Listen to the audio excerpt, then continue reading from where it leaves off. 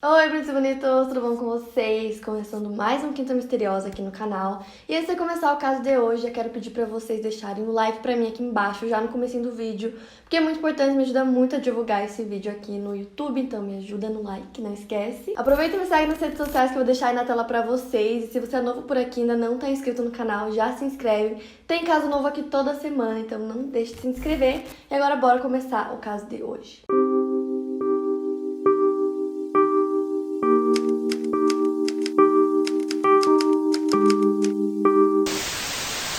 Hoje eu trouxe pra vocês um caso que vocês têm me pedido muito nas últimas semanas, que é o caso Chernobyl. Então, o acidente de Chernobyl, ele foi o maior acidente nuclear da história, e tudo aconteceu na usina Vladimir Ilyich Lenin, que é popularmente conhecida como Chernobyl, que foi inaugurada em 1977, na extinta União Soviética, que atualmente é território ucraniano. E quando a usina estava em construção, uma cidade vizinha, super perto dali, que ficava a mais ou menos 3 quilômetros de Chernobyl, chamada Pripyat, foi construída e planejada como residência para todos os trabalhadores da usina, que eram muitos, então ela foi construída para os trabalhadores e suas famílias. E a cidade de Pripyat era bem moderna, ela tinha escolas muito boas, hospitais excelentes, e ela também era visualmente muito bonita, a urbanização dela e tal, então era uma cidade ótima para se morar. E um fato curioso é que mais de 90% dos moradores de Pripyat eram todos jovens recém-formados da universidade, então eram todos com 20 e poucos anos. Porque como a cidade foi planejada, né, para abrigar os trabalhadores da usina, nem todo mundo queria morar lá e mudar para uma cidade nova e tal, então era muito mais fácil que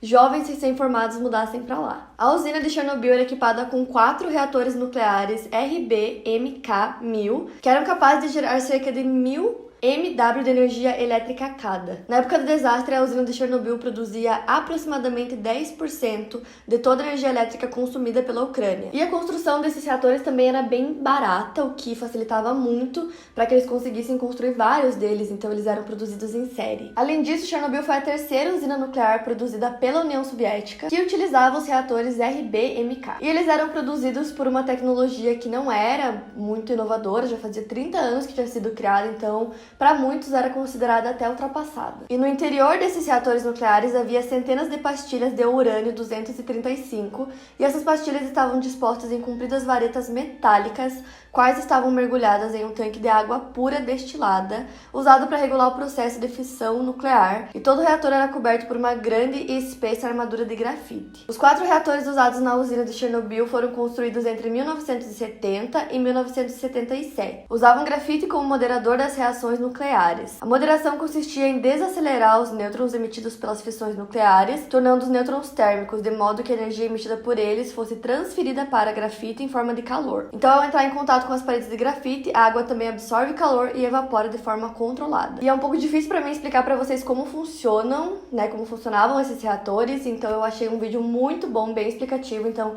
para quem quiser entender mais a parte técnica, tipo, por dentro dos reatores, como que funcionava cada coisa, qual era a função de cada uma das coisas ali, eu vou deixar um vídeo pra vocês aqui embaixo de um canal brasileiro que eu encontrei muito bom. Então, pra quem quiser saber mais sobre a parte técnica, que fica bem difícil pra mim explicar pra vocês, tem um vídeo aqui na descrição, então assista aqui primeiro e depois vai assistir lá. Então, no dia 25 de abril de 1986, o reator número 4 estava funcionando normalmente, e nesse mesmo dia, numa rotina de trabalho, ele foi paralisado para poder realizar a sua manutenção periódica. Então, a equipe operacional aproveitou essa oportunidade e planejou testar a capacidade das turbinas desse reator, o reator 4, para verificar se a produção de energia armazenada era suficiente para manter as bombas de refrigeração funcionando numa situação de emergência. Então, após o início do teste no reator número 4, houve um aumento de potência inesperada sobre o reator e o sistema de segurança estava desligado. Esse sistema deveria parar o aumento de potência, o que não aconteceu, ocasionando uma falha no reator. Lembrando, gente, que esse teste que eles estavam fazendo durou muitas horas, então eles começaram a fazer o teste, e aí horas depois, na meia-noite, trocava o turno, então começava o turno noturno,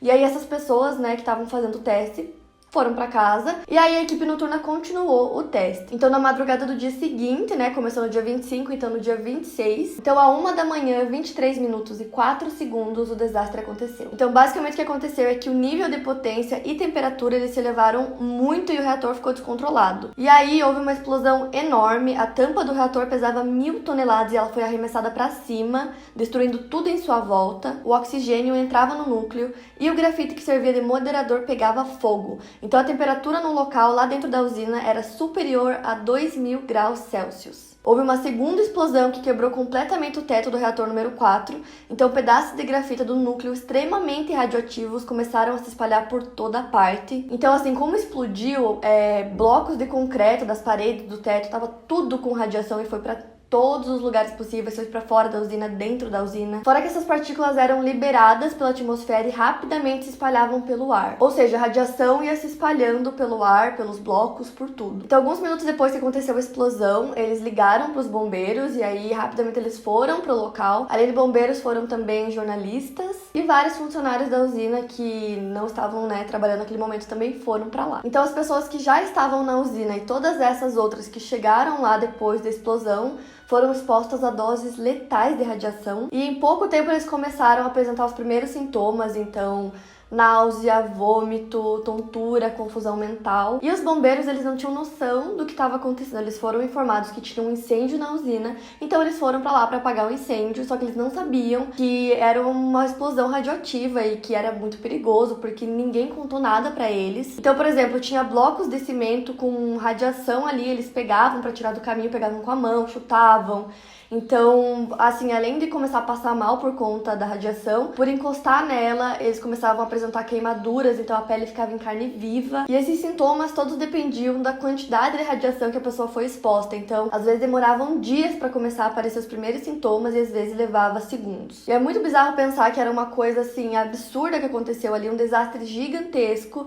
E todas as pessoas que eram responsáveis pela usina simplesmente não falaram nada. Os bombeiros, os jornalistas, os funcionários da usina, todo mundo foi exposto a muita radiação. E principalmente os bombeiros, eles não tinham proteção alguma, então eles estavam lá arriscando a própria vida para apagar aquele incêndio, achando que era apenas um incêndio, um desastre que aconteceu ali sem nem ter noção que era um perigo muito maior. Então os funcionários que estavam na usina, os jornalistas e os bombeiros foram as primeiras vítimas de Chernobyl. Na época do acidente, estima-se que tinham cerca de 50.000 pessoas ali no máximo morando em Pripyat, e depois de horas lutando contra o fogo, eles finalmente conseguiram controlar a situação por volta das 6 horas da manhã. Mas o reator 4 continuava pegando fogo. Então os bombeiros e as primeiras vítimas que foram expostas à radiação foram levados para o hospital, porque eles já estavam apresentando os primeiros sintomas, alguns mais que outros. E apesar do hospital da cidade ser enorme, eles conseguiam tratar mais de 400 pacientes, eles não estavam preparados para atender todas essas pessoas que chegaram lá vítimas de radiação. Então as pessoas chegavam com roupas completamente contaminadas, eles tiravam essas roupas e dizem que até hoje essas roupas estão contaminadas e têm radiação. E aí essas vítimas foram levadas a outro hospital que ficava em Moscou, porque lá eles eram especializados em radiologia. Então basicamente o que aconteceu no dia? Todos os encarregados da usina simplesmente tentaram encobrir a situação, tentaram falar para as pessoas que não era tão ruim quanto parecia, que aquilo era apenas uma explosão, que o nível de radiação era muito baixo, que não ia acontecer nada, que estava tudo bem, que eles iam contornar a situação. E além disso, eles subestimaram muito o perigo da radiação, como se fosse uma coisa assim pequena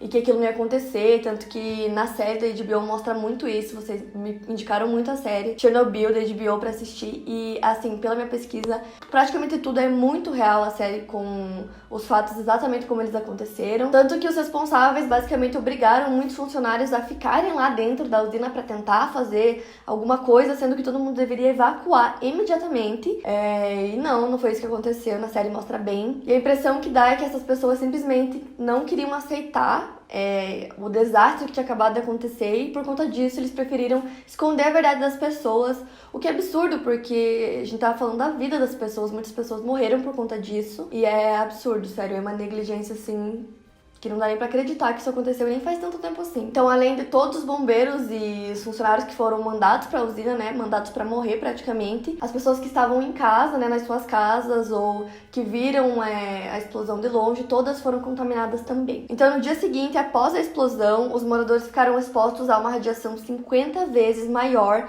do que é considerada normal na atmosfera. Então, naquele ritmo, em 4 dias, a exposição poderia resultar na morte de todos. Todos os moradores de Pripyat iriam morrer por conta daquela exposição. Então o nível de radioatividade começava a subir e todos os moradores de Pripyat tinham que ser retirados da cidade e deixando tudo para trás. Então, para evitar o pânico, as autoridades esconderam a gravidade da situação, disseram que a mudança ia ser temporária, que depois eles iriam voltar para suas casas. E aí eles mandaram centenas de ônibus para poder buscar todas as pessoas. Então, em cerca de 3 horas e meia, mais de 43 mil pessoas foram retiradas de Pripyat. E eles eram os primeiros refugiados atômicos da Europa. Pelo que eu vi, isso aconteceu 36 horas após a explosão ter começado. Então, durante quase 2 dias, as pessoas foram expostas à radiação. E aí, após o acidente, o governo criou uma zona de exclusão em um raio de 30 quilômetros em torno do reator que explodiu, afetando a cidade de Chernobyl e pequenas comunidades. Então, cerca de 130 mil pessoas tiveram que se mudar. Toda essa área foi abandonada e se tornaria inabitável para o ser humano por milhares de anos. Então, para que vocês consigam entender bem o que aconteceu, ocorreu a explosão na usina, e aí os bombeiros chegaram para tentar apagar o fogo. Depois de 6 horas eles conseguiram, mas o reator número 4, que foi o que explodiu, ele continuou queimando por 9 dias, liberando 400 vezes mais radiação do que as bombas de Nagasaki e Hiroshima. Então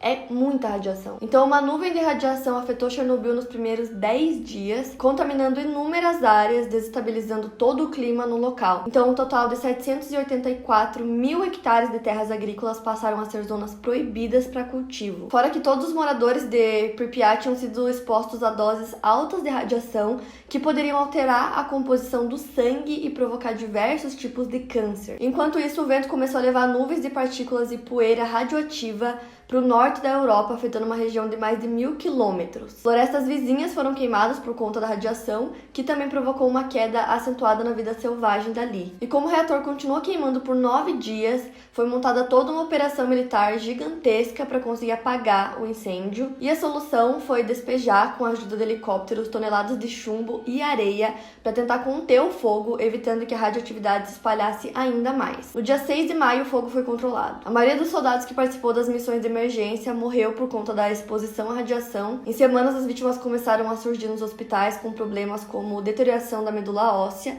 e queimaduras profundas pelo corpo. Então, como eu disse, tudo dependia da quantidade de radiação. Então, quando era muito, era em questão de minutos, a pessoa começava a apresentar sintomas e às vezes levava dias. Então, querendo ou não, muitas pessoas começaram a sofrer diversos sintomas por conta disso. Muitas desenvolveram câncer, tem pessoas e famílias que até hoje sofrem por conta de todas as coisas que aconteceram lá em Chernobyl e por conta da contaminação. E não só onde aconteceu o desastre, os índices de radiação eles foram detectados nos seguintes países: Suécia, Escandinávia, Países Baixos, Bélgica, Reino Unido, Eslováquia, Romênia, Bulgária, Grécia, Turquia e Polônia. A Ucrânia, a Bielorrússia e a Rússia foram os mais atingidos. Nesse período, 7 milhões de pessoas moravam em áreas próximas e o fato levou à evacuação de 350 mil pessoas que deixaram seus sonhos, suas histórias, suas casas, a sua vida para trás, sendo expulsas das cidades onde nasceram e viveram durante anos após a contaminação da radiação. Em seguida, o governo enviou um exército de 25 mil pessoas, entre bombeiros, civis e soldados, que foram chamados de liquidadores, para conter a radiação e trabalharem na usina por 6 meses. Então, eles iriam construir uma estrutura de isolamento, a qual chamaram de sarcófago, mas sem equipamentos apropriados. Ou seja, mandaram todas essas pessoas para lá, para poder, conter toda a situação, só que elas não estavam com a proteção adequada, o que é ainda mais bizarro. E lembro que Césio 137, que eu já contei aqui no canal, que foi a mesma coisa. O governo mandava várias pessoas para lá para fazer a limpeza do Césio, e essas pessoas não estavam com as roupas adequadas, com a proteção adequada, e com Chernobyl foi a mesma coisa. Então, assim, segundo a ONG Chernobyl Union, que presta apoio às vítimas do acidente, 35 mil dos liquidadores morreram por causa da radiação e outros 95 mil apresentam sequelas da alta exposição até hoje. O governo ucraniano estima que apenas 5% dos membros da equipe de resgate e limpeza ainda estão vivos e saudáveis. Então, mais de 30 anos após todo o desastre, a zona de 30 quilômetros ao redor da antiga usina permanece fechada. O sarcófago foi feito, o sarcófago de concreto, foi construído em torno do reator para poder tentar controlar a radiação. Então, o novo domo de aço está em construção e ele pretende substituir a estrutura do velho sarcófago para poder permitir que o reator seja um dia desmontado quando a radiação se dissipar. Então, Pripyat hoje permanece como uma cidade fantasma. Ela só pode ser visitada com monitores de radiação e por pouquíssimas horas. Até hoje a região continua praticamente deserta, então ninguém sabe ao certo quantas vítimas Chernobyl fez. O número varia muito, então estima-se que no total, no dia do desastre, 31 pessoas morreram na explosão e durante o combate ao fogo. E ao todo estima-se que entre 4.000 e 200.000 pessoas foram ou serão afetadas ainda pela radiação. E uma coisa que eu achei também que absurdo, não só as pessoas que morreram por conta da contaminação, como as que nunca nasceram, porque eu li que em países europeus onde o aborto era legalizado, houve uma onda de gestações interrompidas por medo de contaminação nuclear. Então, quando necessário, até com autorização judicial para que isso acontecesse. Então, além de tudo isso que aconteceu depois do desastre, a questão usina nuclear mudou no mundo todo. No ano seguinte da tragédia, a Itália simplesmente proibiu a energia nuclear. Outros países também seguiram um exemplo, como a Alemanha nos anos 2000. A Finlândia e a Holanda tinham planos nucleares que acabaram nunca acontecendo. Em países onde o assunto estava em debate, como a Áustria e a Austrália, também nunca acabaram acontecendo. Teve alguns países que insistiram, como o Brasil, por exemplo, e a energia nuclear entrou em Operação Tartaruga. Nos Estados Unidos, o governo congelou imediatamente a liberação de novos projetos, tudo sob a influência de Chernobyl, então as permissões só começariam novamente em 2012. Várias usinas foram fechadas, uma delas em Shoreham, estado de Nova York. A usina estava pronta, mas ela nunca foi aberta. No Brasil, a Angra 2 era para estrear em 1986, que acabou saindo só em 2000, e a 3, que era para começar em 84, não tá pronta até hoje, o que na minha opinião é bem melhor assim, né? Só que o que isso significa? Para a maioria dos países, quando uma usina nuclear é fechada, isso significa criar várias outras usinas de carvão ou de gás natural, que está diretamente ligado com o aquecimento global. Isso porque usinas nucleares não soltam gases estufa, mas termoelétricas soltam. Então, segundo o painel internacional para a mudança climática, a geração de energia é responsável por 25% das emissões de gases estufa. Então, muita gente é contra a construção de novas usinas nucleares, da mesma forma que muita gente é a favor. Então, hoje, Chernobyl e Pripyat ainda existem, é uma cidade fantasma, completamente abandonada, tudo foi abandonado lá, como eu disse, praticamente a cidade toda ficou contaminada, então as pessoas tiveram que abandonar tudo. Então as casas com todas as coisas dentro, móveis, roupas, brinquedos, escolas com brinquedo, com caderno, com livros, tudo, gente. Tudo foi abandonado e deixado lá. Muitas das famílias que deixaram Chernobyl deixaram seus animais lá, então durante todos esses anos, os cães continuaram vivendo lá e continuaram se reproduzindo, e eles são cuidados pela ONG The Clean Futures Found. Além de cães, outros animais também conseguiram sobreviver a Chernobyl. E para que Chernobyl volte a ser uma área descontaminada, para que as pessoas possam morar lá novamente, estima-se que vai levar cerca de 300.000 anos. Então hoje é possível visitar Chernobyl, tem algumas agências de turismo que fazem viagens monitoradas e colocam as pessoas em um hotel que fica a 40 quilômetros da usina. E como eu disse, além dos cães que vivem lá, tem outros animais também, como lobos, veados, gaviões e cavalos selvagens que ocupam algumas partes da área. Por outro lado, a diversidade de insetos diminuiu muito e as aves nativas da região têm cérebro 5% menor do que o normal. O nível de contaminação hoje é irregular, mas em várias áreas ainda alcança 20 centímetros abaixo do solo, o que é suficiente para afetar as raízes das plantas. Na internet tem muitos vídeos de pessoas que foram visitar Chernobyl, tem muitas fotos também de como tá hoje, né? A cidade fantasma, com tudo abandonado, parece assim cena de filme, parece um cenário montado, é absurdo. Tem também a série nova da HBO, Chernobyl, que eu indico vocês assistirem porque ela é muito real, condiz muito com o que realmente aconteceu. E ela também foca bastante nas pessoas envolvidas, então é bem legal nessa parte. Hoje eu trouxe pra vocês mais o cenário todo e não foquei muito nas pessoas, mas na série fala bastante. E eu também vou deixar pra vocês um link do vídeo que eu comentei aqui na descrição, porque esse vídeo, ele fala bem da parte técnica, né, da usina, do reator 4. Então, pra vocês entenderem bem certinho como funcionava tudo ali, nesse vídeo tá super bem explicado, bem didático, então vai estar aqui na descrição. E é isso, eu espero que vocês tenham gostado. Pra quem ainda não assistiu, assista o caso Césio 137, que aconteceu aqui no Brasil, é bem importante. O link vai estar aqui no finalzinho do vídeo, é só clicar. E eu espero que vocês tenham gostado, então não esquece do gostei pra mim aqui embaixo. Se você é novo por aqui, se inscreve no canal, me segue nas redes sociais, que eu sempre tô por lá conversando com vocês. E é isso, eu vejo vocês no próximo vídeo.